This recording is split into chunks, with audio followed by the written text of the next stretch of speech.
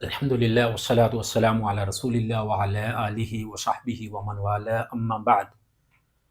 مشرکین کے بارے میں نازل ہونے والی آیات کو ہمارے کچھ مسلمان بھائی ابن تیمیہ اور محمد بن عبد الوہاب نیدی کی اقتداء کرتے ہوئے مسلمانوں پر چسپاں کرتے ہیں اور اپنے علاوہ پوری امت اسلامیہ کو دائرہ اسلام سے خارج تصور کرتے ہیں۔ انہی آیات میں سے سب سے زیادہ پڑھی جانے والی ایک آیت اعوذ باللہ من الشیطان الرجیم ما نعبدهم الا لیقربونا الی اللہ زلفی۔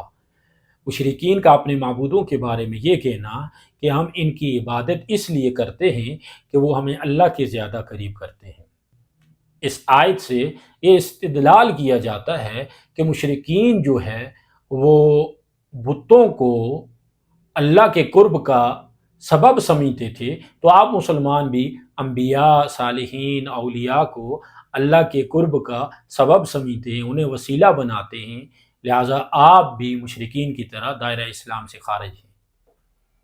یہاں سمجھنے کی یہ بات ہے کہ مشرکین کے بارے میں جو یہ آیت نازل ہوئی یا اس سے ملتی جلتی جتنی بھی آیات ہیں، ان کا قیاس انبیاء، اولیاء، صالحین پہ کرنا درست نہیں۔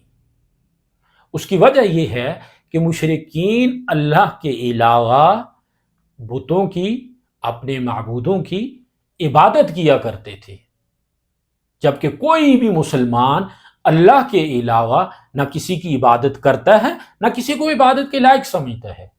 اور دوسری بات، مشرکین اللہ کے علاوہ ان معبودوں کو، ان بتوں کو نفع اور نقصان کا مالک سمجھتے تھے، جس طرح اللہ سبحانہ وتعالیٰ نے فرمایا وَاتَّخَذُوا مِن دُونِ اللَّهِ آلِهَةً لِيَكُونُوا لَهُمْ عِزًّا، اور دوسری جگہ اللہ سبحانہ وتعالیٰ فرماتا ہے وَاتَّخَذُوا مِن دُونِ اللَّهِ آلِهَةً لَعَلَّهُمْ يُنصَرُونَ، کہ مشرکین نے اللہ کے علاوہ معبود بنائے، الہ بنائے کہ شاید ان کی مدد ہو۔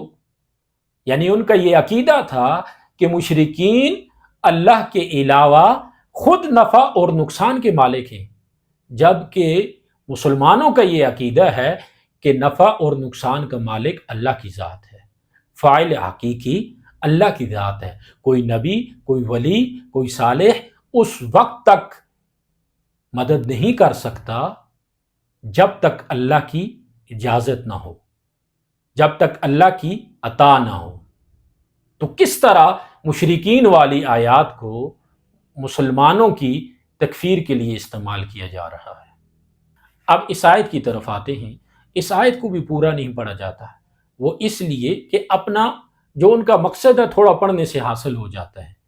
اگر آیت کو پورا پڑھا جائے تو آیت کا مطلب مفہوم واضح ہو جائے۔ یہ اسی طرح ہے کہ کوئی شخص کہے فَوَيْلٌ لِّلْمُصَلِّينَ اور آگے چپ ہو جائے کہ نمازیوں کے لیے خرابی ہے، اور یہ پڑھنا چھوڑ دے الَّذِينَ هُمْ عَنْ صَلَاتِهِمْ سَاهُونَ، جو اپنی نمازوں کو بھولے بیٹھے ہیں۔ اب آیت میں آپ کے سامنے پوری پڑھتا ہوں تاکہ مفہوم بالکل واضح ہو جائے۔ اللہ سبحانہ وتعالیٰ فرماتا ہے اعوذ باللہ من الشیطان الرجیم الا للہ الدین الخالص، کہ خالص دین بندگی اللہ کے لیے ہے۔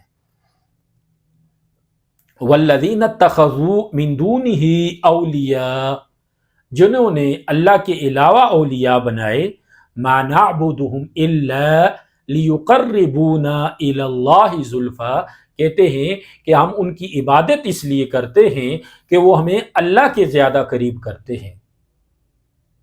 ان اللہ یحکم بینہم فیما ہم فیہ یختلفون، اللہ ان کے درمیان فیصلہ کرے گا جس میں وہ اختلاف کرتے ہیں۔ اب شاہد یہاں ہے جو میں اب پڑھنے والا ہوں، ان اللہ لا یہدی من ہوا کاذب کفار، کہ اللہ سبحانہ وتعالی اسے راستہ نہیں دکھاتا، اسے ہدایت نہیں دیتا جو جھوٹا ہو، ناشکرا ہو۔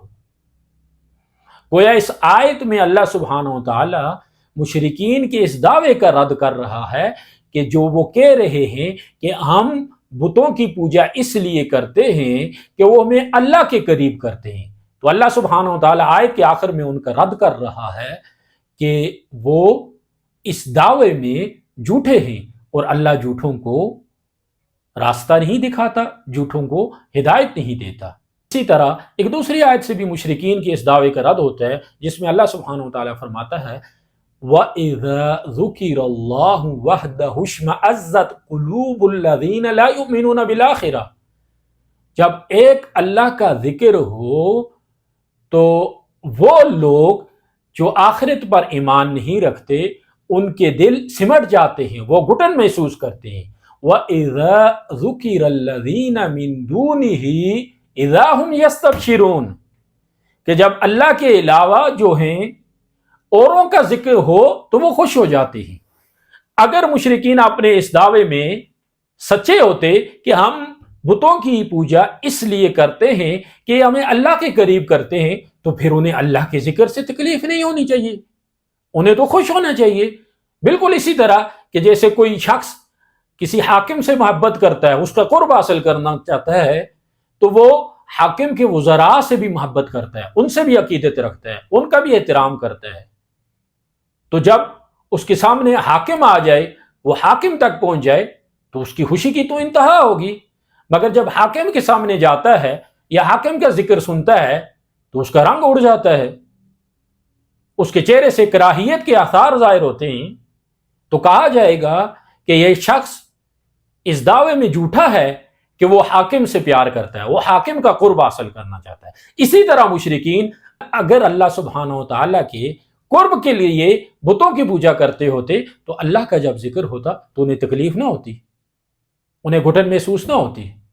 اللہ سبحانہ و تعالیٰ سے دعا ہے کہ اللہ قرآن کو صحیح معنوں میں سمجھنے کی توفیق عطا فرمائے اور امت اسلامیہ کو اتحاد عطا فرمائے۔ آج کے لیے اتنا ہی، انشاءاللہ اس سلسلے کو جاری رکھیں گے۔ السلام علیکم ورحمۃ اللہ وبرکاتہ۔